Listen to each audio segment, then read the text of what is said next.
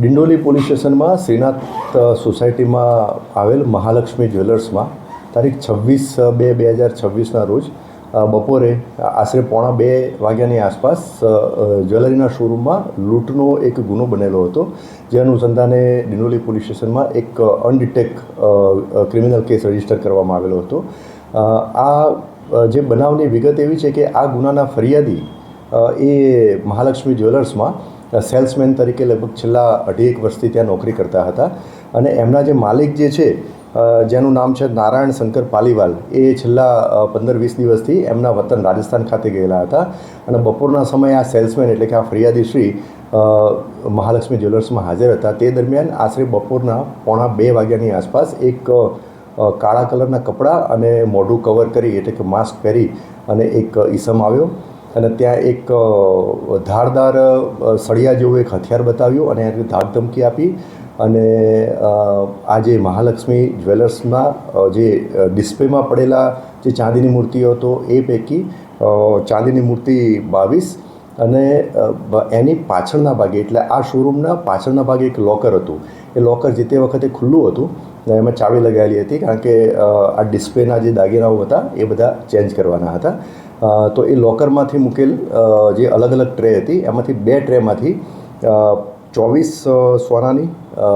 બુટ્ટી એમ મળી અને કુલ 3,57,000નો મુદ્દામાલ જે છે એ આજે લૂંટ કરવાવાળો ઇસમ હતો એ લૂંટી અને ત્યાંથી નીકળી ગયેલો હતો. જે તે વખતે ગુનો અનડિટેક હતો. ખરા બપોરે એટલે બપોરના સમયે આ બનાવ બનેલો હતો. ભર બજારમાં આ બનાવ બનેલો હતો એટલે ગુનાની ગંભીરતા લઈ અને સુરત ક્રાઇમ બ્રાન્ચની ટીમ અને ડિંડોલી પોલીસ સ્ટેશનની સ્થાનિક પોલીસ સ્ટેશનની ટીમ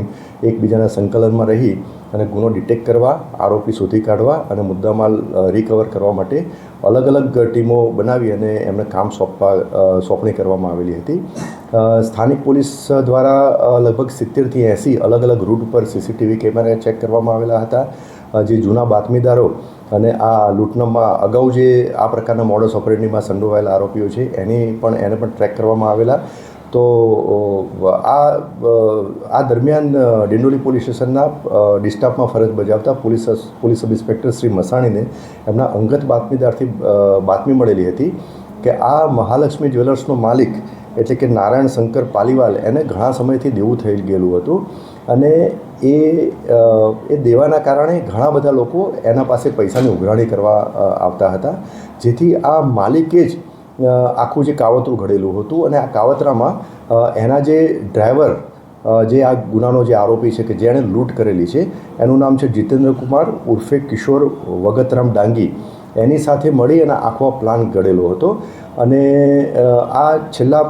15-20 દિવસથી તો ત્યાં રાજસ્થાન બંને નીકળી ગયેલા હતા. બંને એટલે કે આ જે મહાલક્ષ્મી જ્વેલર્સના માલિક અને એ ડ્રાઈવર એટલે કે જે આરોપી જે છે જે અત્યારે ધરપકડ કરવામાં આવેલી છે એ બંને ત્યાં નીકળી ગયેલા હતા. માલિકે ડ્રાઈવરને તમામ વસ્તુથી અવગત કરાયેલા હતા અને એને મોબાઈલમાં જે મહાલક્ષ્મી જ્વેલર્સમાં જે સીસીટીવી કેમેરા લગાવેલા છે એનાથી આખું એને ગાઈડ કરવામાં આવેલું હતું કે ભાઈ કઈ વસ્તુ ક્યાં મૂકવામાં આવેલી છે, કઈ રીતે તારે જવું, એ રીતનો આખો પ્લાન કરી અને એને પ્રોપર બ્રીફ કરી અને આને લૂંટ કરવા માટે મોકલેલો હતો. તો આ સ્પેસિફિક બાતમી મળેલી હતી કે આ માલિક અને જે લૂંટ કરવા આવેલો હતો જીતેન્દ્ર કુમાર વગતરામ ડાંગી એ બંને રાજસ્થાનમાં